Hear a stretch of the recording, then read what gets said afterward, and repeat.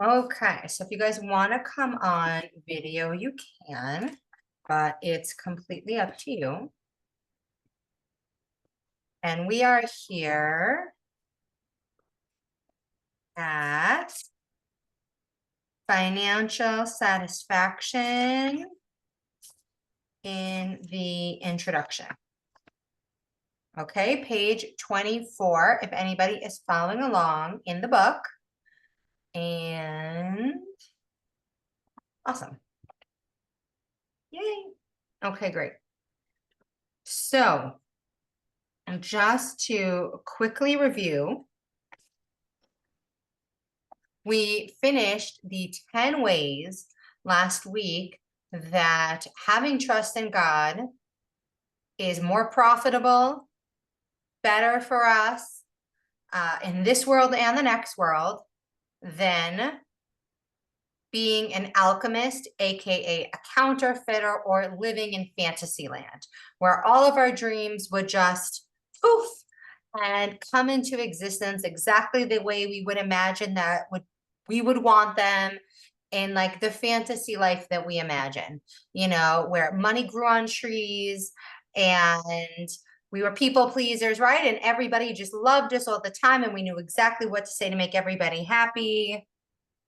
But what can we count on if we choose the harder road of letting go and really trusting in Hashem and working on it and having that trust in a higher power in God every single day? So page 24, financial satisfaction. Having finished enumerating the 10 ways in a person who has bitachon is superior to the alchemist, the author continues with the Torah advantages to having bitachon. So what does he mean when he says a Torah advantage?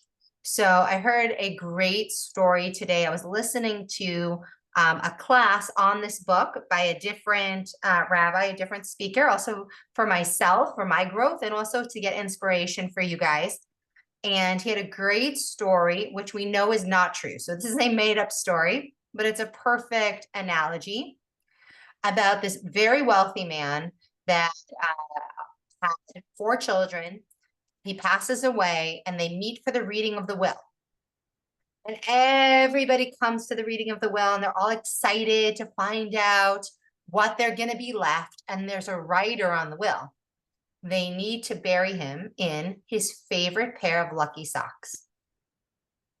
And these are religious people, and they go to the rabbi, and the rabbi says, you cannot bury him in his socks. It is not kosher. You cannot bury him in his socks. And they're like, well, but he said, and it's the thing in the will, and we have to keep his last, promise to him. And he's like, we cannot do it. And they're heartbroken, and they allow him to be buried. And they get this letter that they all have to convene 30 days later after he's buried in the ground. And they have to read this letter out loud. And the oldest son stands up and he picks up the letter and he has to read the letter. And it says, well, it's been 30 days when you read this letter. And I know you've buried me in my socks. And he drops the letter because they did not bury him in his socks. And we don't get to, doesn't matter what we say when we are leaving in the world and when we live in our will today. It matters, but in the end, we don't get to choose. We don't get to we can't take any of it with us. What we think other people should do, maybe they'll do, maybe they won't. What we get to take with us is what we're going to call these Torah advantages. The Torah advantages. That's all we get to actually take out of the world with us, is the way we behave. So this isn't just like an investment for today. He's saying this is the only investment that matters because it's the only thing you get to take into eternity with you. So rich and poor people who have bitachon, faith in the higher power, trust in God. If he has money, he will hurry to fulfill his obligations to God, buying kosher food, tefillin and tzitzit, kosher food and extra food for Shabbat meals and the like. as well as fulfilling his obligations to other people, such as fulfilling the commandment of charity, giving loans out to those in need, and he will do it willingly and generously. Now, we all have times in our life where we have more and we have less, right? So when we have more, if we have trust in God, it's a good day. It's a good minute of the day, right? Because we can be up and down minute to minute. Sometimes we're both. We have faith and our nervous system won't let us hold space for the patience to let it come out. And so we're numbing and we're distracting ourselves, right? Even though we are having faith, but we haven't made it into the nervous system yet, right? We can be in the middle sometimes. We got a work in progress, myself included. So when we have money and we have an opportunity to spend money on mitzvot, whether it's kosher food, whether it's candlesticks, whether it's a trip to Israel, whether it's giving charity, whether it's just knowing there's somebody in your community in need and you have more than you need and just loaning money out. And as we know, when we have more than we need, which is 90% of the time when it comes to our relationship with food in our body, and I'm talking to myself as much as with you, sometimes we just hoard it. We just use and use and use so much more than we need without taking the opportunity to ask, okay, how could I elevate this? Okay, I'm going to have more than I need on Shabbat. How could I elevate this? But sometimes we don't have. Sometimes we are in scarcity. Sometimes we're hustling to pay our bills and your electric bill could be late, or you're getting your kids' tuition bill or their college bill and somebody's sick, God forbid, and you don't know how you're going to pay. How are you going to behave then and make an investment in your spiritual future? If he does not have money, then he will pay attention to the fact that the lack of money is actually a kindness from God upon him. How? This is because as a result of lacking money, he has been relieved of the obligations to God and to other people, which would have been incumbent upon him due to his money. On one hand, we're like, yeah, I would rather have that problem. Can I choose the problem where I have money and I need to figure out what to do with it, right? But we have to remember that the times that we don't have it, we don't have to be worried if we're being the best steward of the money we don't have. We don't have to be worried about if we would have taken that vacation and really we could have been giving more to our aging parents, right? Or we could have been helping somebody else. And when we relate this also to our relationship with food and scarcity and abundance, there are times where we just have enough food, right? You can be somewhere and plant all you want, and there's just enough vegetables. There's just enough water. You can't have as much as you want. You can't overeat. It's just not available to you in this moment. And instead of getting so freaked out, oh my gosh, when am I going to get my next snack? I don't know what I'm going to do. Like, oh, at least I can't overeat right now. How many times have you heard that old joke of someone gets a stomach virus and they're like, well, at least I'll lose 5 pounds, right? There's just that little bit of truth to that of like, you know what? When I have it, I need to use it well. And when I don't have it, it's not always that I failed or I didn't deserve it. It has nothing to do with that because we said God's going to give it to us whether we deserve it or not if he wants us to have it. So it's not about deserving. We didn't do anything wrong. Sometimes we just don't have to keep that obligation. We don't have to buy new silver candlesticks. The ones we have are perfectly fine. He also had fewer worries about guarding his money and taking care of it. As has been said regarding one of the pious men, he would say, may God save me from the scattering of the mind. And they asked him, what is scattering of the mind? And he replied, were I to have money at the port of each river and in the heights of each city, because if you have investments, right, in the stock market and in real estate and in this company and this high-tech company and Bitcoin, well, you got to be monitoring like, all of those things to make sure that you're doing a good job. That's a lot of work. It's a lot of responsibility. And this is what the sages of blessed memory meant when they said, the more possessions, the more worry. And when they also said, who is truly wealthy? A person who is content to have his lot.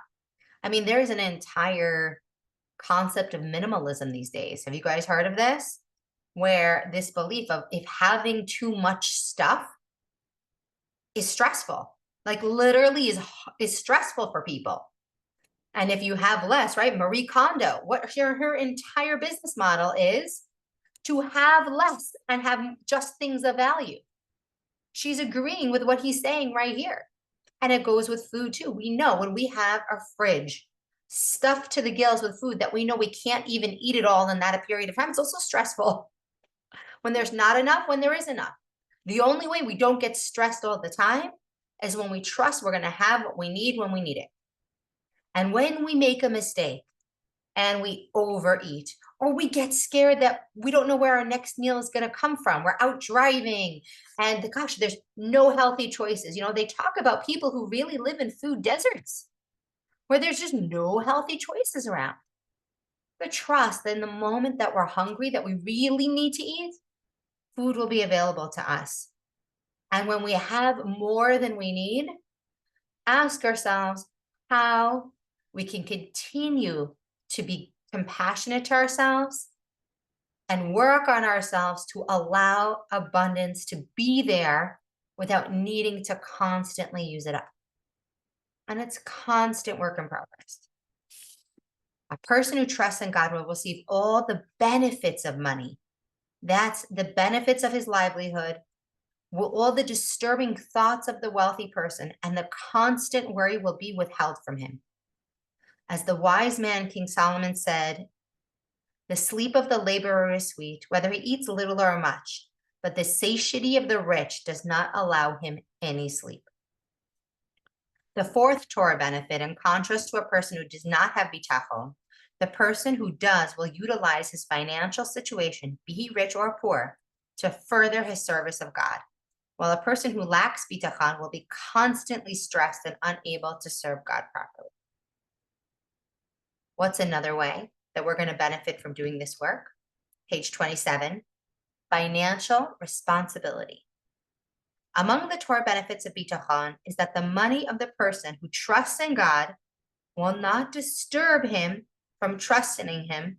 Neither his wealth nor his lack of it will cause him to sin. This is because he will not rely on the money. Rather, he considers it as a deposit with which he has been instructed to use in certain ways and for certain purposes and for a designated amount of time. Oh, this hits me right here. This hits me right here. They're not our kids. Our husband's not ours. Our money isn't ours. Our right to abuse our body isn't ours. And we make this mistake, myself included, all the time. It's mine. If I mess up, it's mine. I'm the one who's going to pay for it, right? It's my relationship with my kids that'll suffer if I don't work on my patience, right? It's my relationship with my husband. It's my body if I don't do what I need to do that's going to suffer. Where is God in this conversation? All of it's just a deposit. A deposit we're in charge of to be used in certain ways, which is why there's so many rules around everything in Judaism for a certain purpose and for a designated amount of time, because we don't know how long we're going to have the body, have the relationship, have the children, have the money. If his wealth continues to remain with him, he will not rebel as a result of it, nor will he remind the one whom he has been instructed to be kind to of his kindness, nor will he ask to be repaid for his kindness, nor will he ask to be thanked and praised. Instead, he will thank his creator, may be blessed, who put him in the position to be the means of goodness for his recipient. I cannot tell you how many women, myself included, have had the story of I was in the car on a vacation with my kids, and I spoiled them. I did too many activities. I gave them too many treats, and they just weren't grateful. The little brats. And I ate a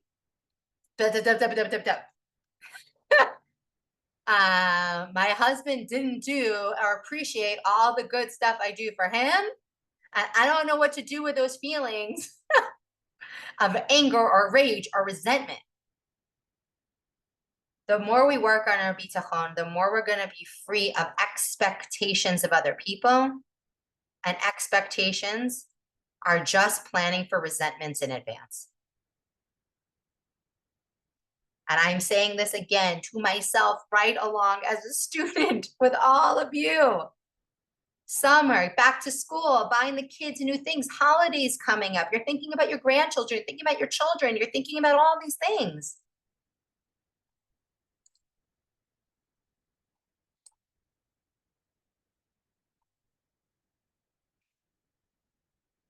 We're the ones who have to say thank you for the opportunity to give. Not everybody we're giving to having to constantly meet our expectation for the level of gratitude that they should have. Their gratitude will mirror our gratitude for the ability to give. And again, I'm saying this to myself right along with all of you. This is the work of bitachon. But what do we get? We get to exit that story. And we get to enjoy giving again. You remember when your kids were babies or your relationship was brand new and it was just so nice and pleasurable to give? To when to make a meal was just to make a meal? To sit and eat with another person was just to sit and eat with them, to nurse your baby was to just give. We get to go back to that and we can live in that space so much more often. We're not perfect. We're not going to be there more all the time, but we can aspire and work on being there more often. And that's priceless. A person who trusts in God does not consider his money to be his. Rather, he sees it as God's money, which has been placed in his care. Therefore, he will not take credit or ask for appreciation when he uses his money to help others. Instead, he will thank God for being chosen to have the opportunity to help those in need. Even if he loses his money, he will not worry, nor will he mourn its loss. Instead, he will thank God for taking the deposit away from him, just as he thanked him when it was given to him in the first place.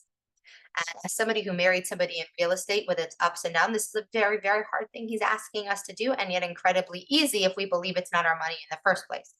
The ease of doing this is like proportionate to how much we believe it's not really ours. And the more that we disconnect from our effort bringing all of our results.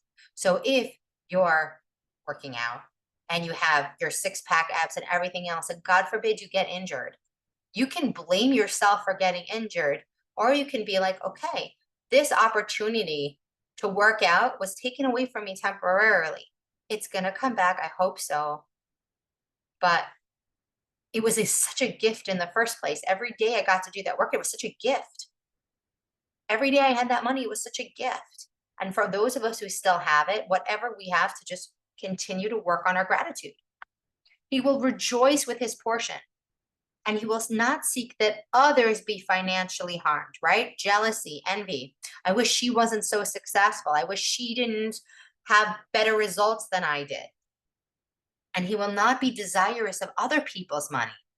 As the wise man said, a righteous man eats to sate his appetite. Did I tell you they cannot stop equating money and food, right? A wise man eats to sate his appetite.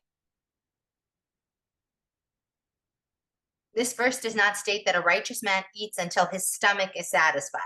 It is because he is satisfied with what he has. This verse is cited as a proof that the righteous person is happy with his lot and never desirous of other people's money. Now, we get to the even also sexy benefits of having trust in God. Material benefits for having trust, page 29. Up to this point, the author has been telling and listing the Torah advantages, right? The spiritual, the end of world advantages, but those are also very practical and emotional, right? You wouldn't think that Torah advantages would necessarily be so practical, like the quality of relationship and how you relate to money. Like all of that is Torah. Let's talk about like now the materialistic benefits of having trust in God. Number one, stress-free.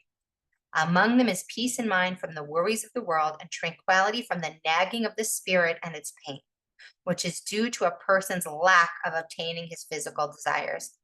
I have to be honest, I felt this today. There is something that I want to happen. I was really lacking the patience to sit in not having it yet. And it sucked. And I kept looking for distraction. And there were times where I got the bitachon there and I was up and then I was down and then I was up and then I was down and I was talking to myself. But really, I just wasn't able to hold enough space today for it. But there's always tomorrow. The thing still isn't here yet. I have time to practice, okay? A person who does not have bitachon is never at peace because he always feels he is lacking. And the more that we work on this, we recognize when we're not at peace, oh, that's not normal. I want to get back to a place of peace. And then you'll get back and you'll get knocked off again. But we'll be at peace more and more and more as we keep working on it. But a person who's bitachon is at rest. He feels secure and is at peace in the world. Blessed is the man who trusts in the Lord shall be his trust. For he shall be like a tree planted by the water, and by a rivulet spreads its roots. What's this idea of a tree planted by the water? It's never worrying. Everything it has is just laid out right next to it. I feel like this sometimes in my life. Like sometimes I just feel like, wow, like really everything I need to be happy I have. I have children, a beautiful home. I live in the country of my choice. I have a wonderful husband. I have a job that I love and I'm so passionate about. So many things. It's about having an attitude of abundance. Exactly. And we'd think that this was a spiritual reward, but no, this is a materialistic one. Immunity from the fatigue of traveling. Among the worldly benefits is that having bitachon creates in the person the peace of mind that comes from not needing to travel long distances. Such travel can destroy people's bodies and hasten death due to the excessive motion and change of climate involved. Now, as we know, like he's talking about, right, when people had to do like cross the ocean for 6 months, right, and like traverse, he's not talking about like getting on an El Al plane. But I can tell you, as somebody whose husband's been gone for 4 weeks, 9 more days to go, um, there's still a fatigue. I'm fatigued that he's not here. He's fatigued. He's not here. It's fatiguing. As it says, he has afflicted my strength on the way and he has shortened my days. And it has been related regarding the aesthetics path to aestheticism. He went, okay, so this is a story about like you would think of him like a modern day minimalist in his like small mini house, you know, those little mini caravans that they turned into little mini homes on crack. Okay. Like super triple doubled, create like not even to the normal level, but like to the excess level. And he goes to a faraway land to seek his sustenance during the beginning of his path to minimalism, right? How many people we know like go climb a mountain to the middle of nowhere so they get rid of all their belongings so they can find themselves. And there he meets an idol worshiper in a city when he has arrived. And the aesthetic who believes in God says to the star worshiper, you are in complete blindness. You have no understanding. You are like obsessed about the stars. They don't have any power. And the idol worshiper replies, and who do you serve? And the minimalist on his spiritual journey says, I serve the creator who is able to do anything, who sustains, who is one, who provides food for each person according to his needs, and there's no one like him. And the idol worshiper says back to him, your actions contradict your words. How so? The idol worshiper said, if you what you said is true, then God would provide you in your city, just as he provided for you until now. And you wouldn't need to bother yourself to come to this far, far away land. And with this argument, the aesthetic was shut down. He returned to his land and accepted upon himself to be an aesthetic from that time on, and he never left his city to go pursue everything he needed somewhere else. Now, there's a lot of commentary on this, and it's not to say that it's not okay to travel for work, and it's not okay to look for a new job. It's not saying that. And it's here in a lot of the commentary from the Talmud and from the Baal Shem Tov. He really believes that divine providence, God's direct higher power control, sends you to different places at different times you need to be there, right? It's not necessarily a bad thing to have to move.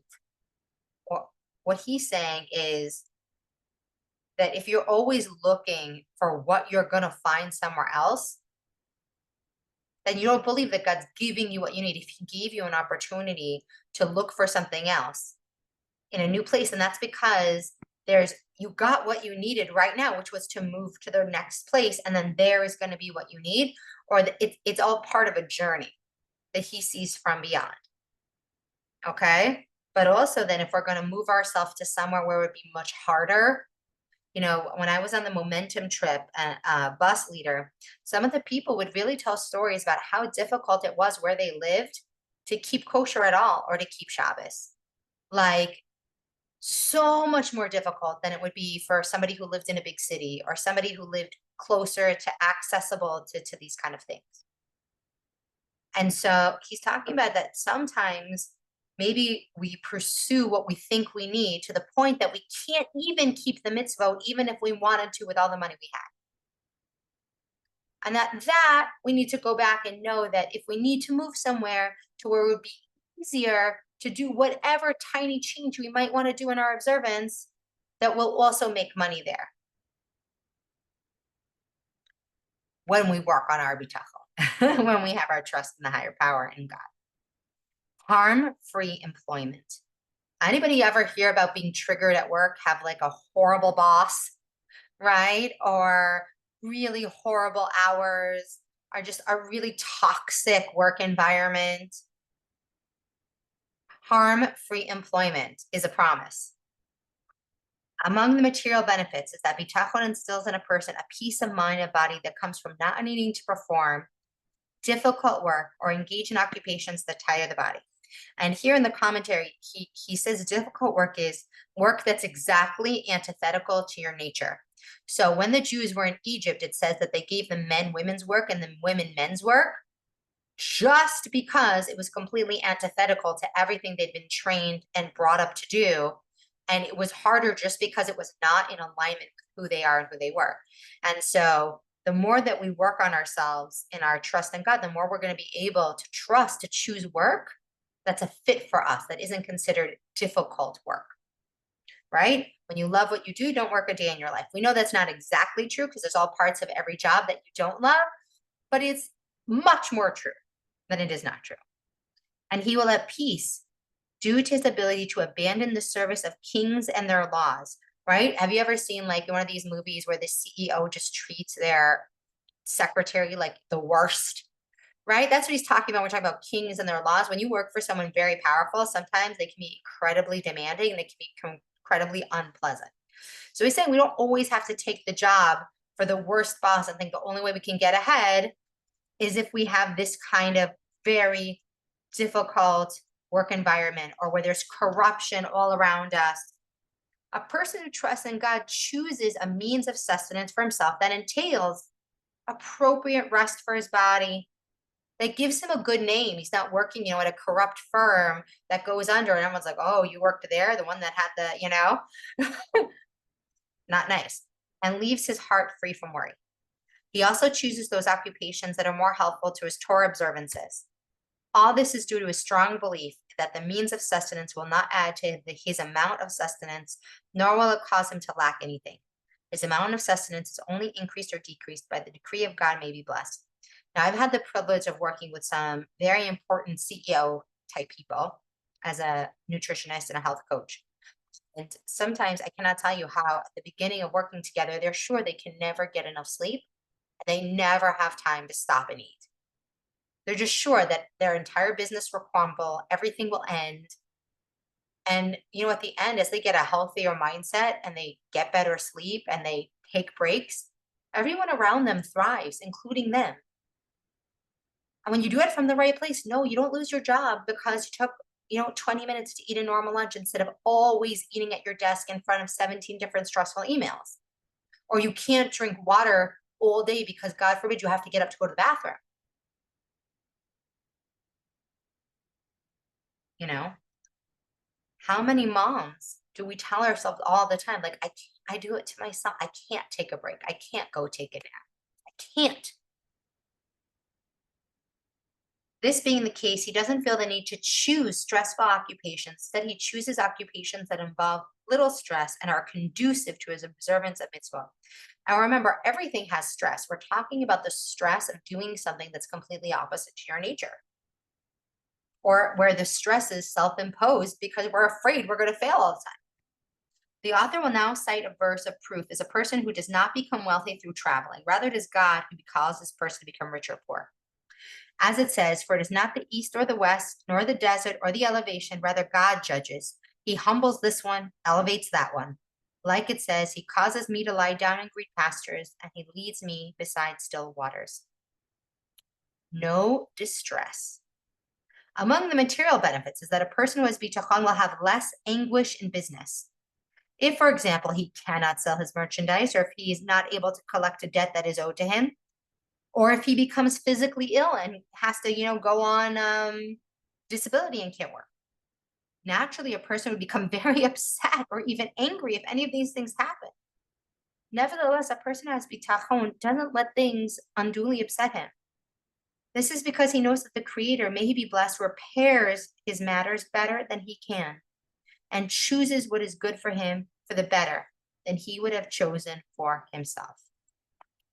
I know a story of somebody who unfortunately became disabled from his original job, and his wife ended up getting a completely different career, made more money than he ever would have made, doing much less work, working only a few hours a day. And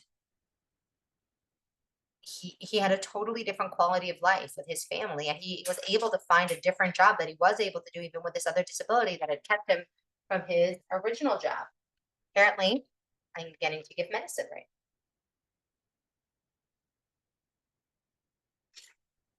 Okay. Me too. Hold on. Apparently one more dose.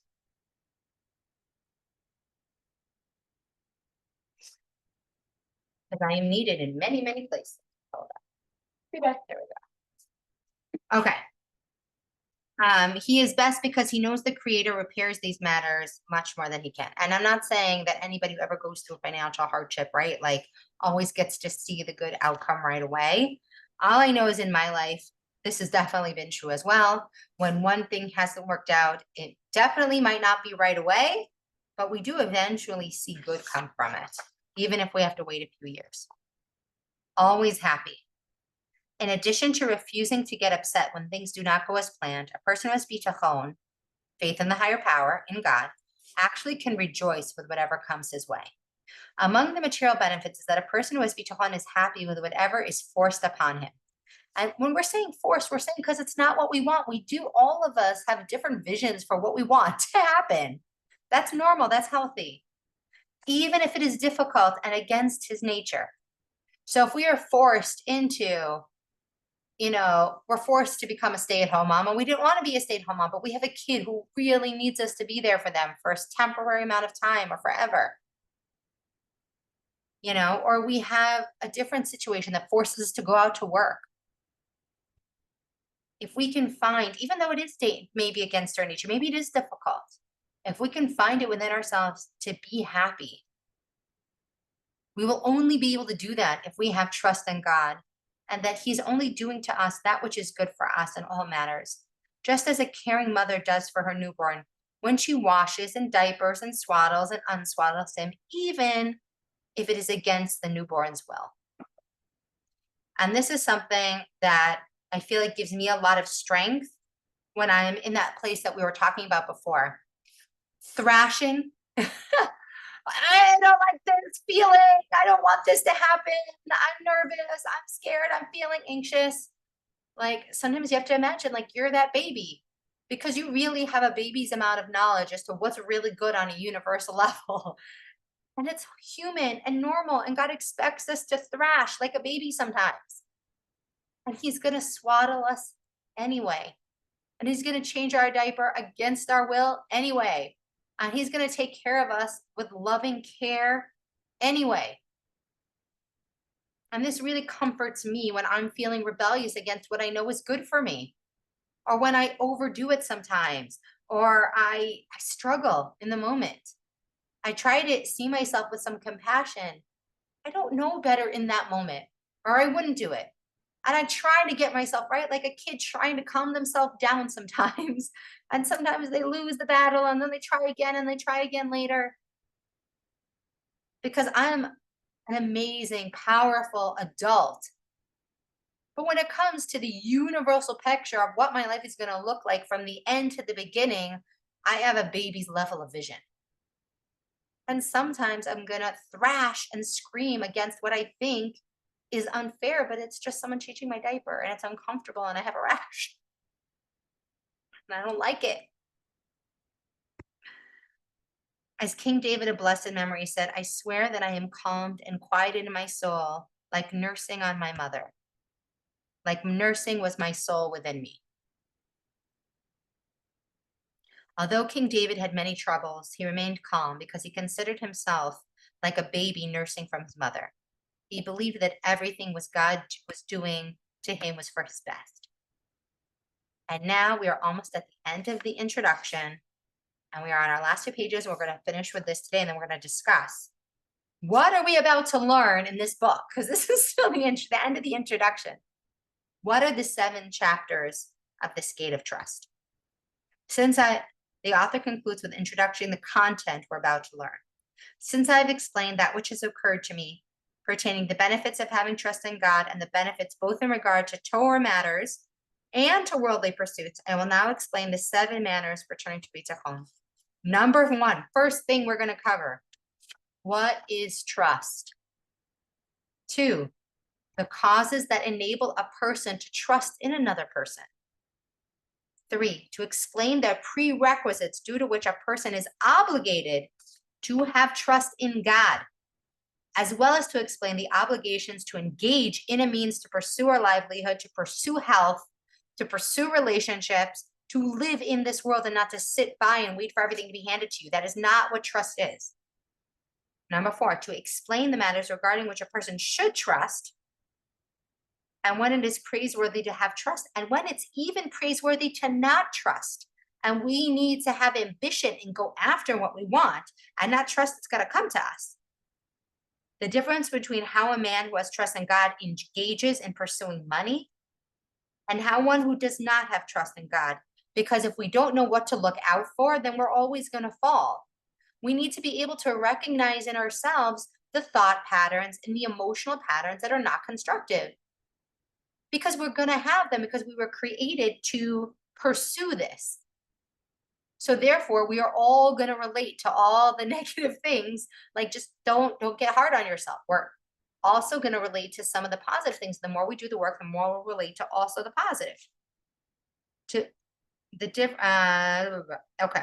difference between 6, to explain the ways in which logic dictates the person must criticize the opinion of those people that say he should engage in the pursuit of worldly pleasures and delay accepting upon themselves the service of God until they obtain their materialistic desires, whom the author refers to as the owners of security pledges. Now he's going to go into this, and you might wonder, like, what does that have to do? Well, how many times have you heard people say, well, prove it to me? Proof is in the pudding. You want me to trust you? What have you done for me lately? Right? We forget that, like, we already woke up in the morning. We already have lots of stuff, but we're saying to God, like, that's not enough. Before I'm going to give any of my energy, my health, my vitality, my time to serve you, like, what have you done for me lately? I don't have all my needs met yet that I decided were my needs today. No. And we're going to need to work on that a lot because we forget, like, think about it in terms of your health, right? Well, before I commit to eating healthier and exercising daily, like, I should have abs. Like that one salad, I should lose 7 pounds and then I'll, right? If I don't see immediate results that are exactly the way they wanted them, I am not going in service. I'm not going into service of my body or other people. 7, to explain those matters that hinder a person's trust in God. Because there are things that we all fall into that are common, that are universal, that we can overcome. And to elaborate on all that we need to discuss regarding matters of trust, and then to summarize it all and to have a beautiful conclusion. Placing trust in God will bring tranquility in all areas of a person's life and allows him to serve God with more peace and affords him an anxiety-free lifestyle. And that is why next week we will be starting chapter 1. So I want to pause here. We're going to define trust next week. And I'm curious, I'd love to hear, is anything changing for you guys that you're starting to do this work? Anybody have a story? And remember, we're not looking for like, and I didn't get on the airplane and it crashed level stories. We're looking about like, I was driving in the car and like, could have been super annoyed that my kids were singing in the back seat and they were whistling and it was annoying. And instead, like I found the positive and I realized it was a gift that I had this extra time with my kids. Like, like we can go that small things. Anybody have anything they want to share from this week? So I went on a retreat this past weekend. It was a spiritual retreat, but not a Judaism retreat. Spirituality, right? Mind, body, soul. But it all kind of relates. I feel like, we're all of different. The people I went with were all of different religions, but it didn't matter. And just trusting in myself has been really hard. And I made a choice this week, like the other day, it was my birthday, and I made a choice not to do something that wasn't going to benefit me. It was going to make me was going to tear me down, was going to make me feel like less. And I didn't do it. I intentionally made this choice not to engage in that. And it felt great. Yeah. So. And so you had everything you needed already. And you didn't need to, like you said, engage or people please or go into something because you had faith. That you already had what you needed, or what you needed could be found in a better place. Yeah. Amazing. Elaine, Meir, anybody else have anything they want to share? Anything that they can find small that happened this week?